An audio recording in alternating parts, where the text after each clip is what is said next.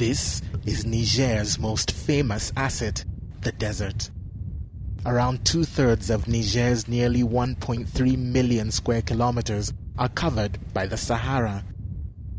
It ranges from barren rocky plains and arid mountain ranges to hidden oases and undulating sand dunes, forever in motion. A breathtaking landscape that can become lethal if you lose your way. Ibrahim Kunar is a former rebel soldier who decided to become a tour guide instead, using his knowledge of the desert to give visitors the ultimate adventure.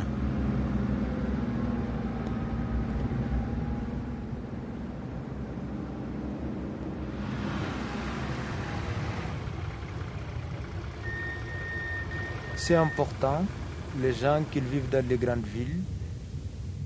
It's important for people who live in big towns where there is a lot of noise and people. For example, the people who come from America. Because it rests the mind, it's silent. There aren't any cahons or cars, it's just nature. Tourism in Niger is underdeveloped, but Ibrahim opened his guide company 5 years ago, at a time when the government talked about growing the tourism industry. For outsiders like Rainer Schwenzfeier, who was part of the Africa Journal crew that visited the region, traveling here without a guide like Ibrahim would be impossible. It's great.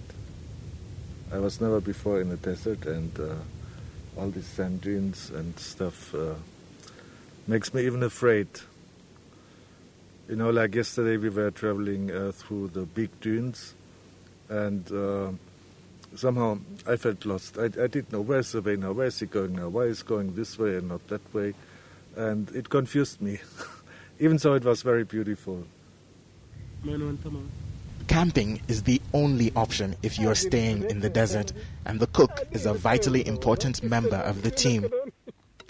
Mamadou Ramon has been doing this job for nearly 40 years, and it's taken him across the sands of Niger and as far as Algeria and Libya. You take your restaurant with you. You have everything in your car. Well, nearly everything. You make bread there, in the desert, that's your oven. You've got your equipment, your pot, you bring everything. If you know your job, you can do it. The Sahara is called the living desert by the nomads who travel through it. Even when you think you have set up camp in the middle of nowhere, someone nearly always appears for a cup of tea. But when it's time to move on, there's a strict rule that car tracks and footprints should be the only signs of your visit left behind. It's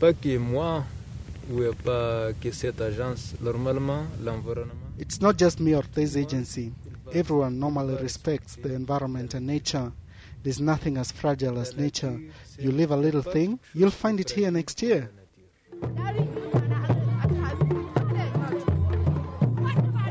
Niger is also known for its colorful festivals.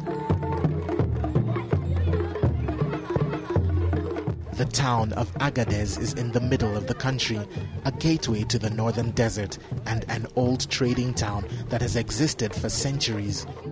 Once every Muslim year, the people here celebrate Bianu, a festival held only in Agadez that marks the migration or hijrah of the first followers of the Prophet Muhammad. Like most of Niger's attractions, you have to be in the know to catch it.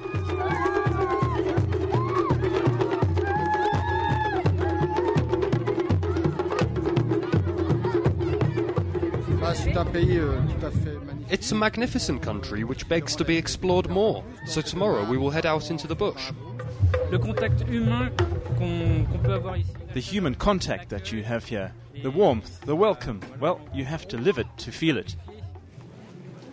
But visitor numbers have dwindled in the past 2 years because of a rebel uprising that has closed the north of the country to foreigners. The rebel groups say they are fighting to draw attention to the lack of investment in this part of the country. This has been an on and off conflict for the last 20 years. According to the United Nations, Niger is one of the world's poorest countries, but this northern region is rich in uranium. The mineral accounts for over 50% of Niger's export revenue. but people here feel they are not benefiting. Mohamed Auchiki Kriska is the leader of one of the rebel groups and is now in hiding. But he spoke to Africa Journal when we visited the mining town of Arlit. If you do all this mining, some of it is surely to improve the conditions of the local population. If you tell me that 1 gram of processed uranium can power 7 houses for 3 weeks in France, with 1 gram, how come we can't use 1 gram here so that people have water to drink? Drinking water is vital. Back in Agadez, Ibrahim's been trying to stay busy with the construction of a new office in preparation for better times. He's had to let his team go, and with no tourists, he's now run out of money.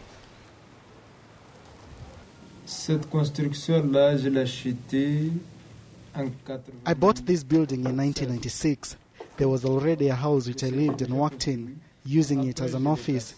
It was too small, so then I knocked the building down so I could build an office and a store, etc. I've been building this for 2 years. Niger's government say they have the rebels under control, but the uprising isn't officially over, and repeated kidnappings of foreigners have made Niger seem an unsafe destination. No outsiders come to see Tuareg camel races and the extravagant courting displays of the Wudab, and the people who live here have lost one of the only peaceful ways they had to make a living.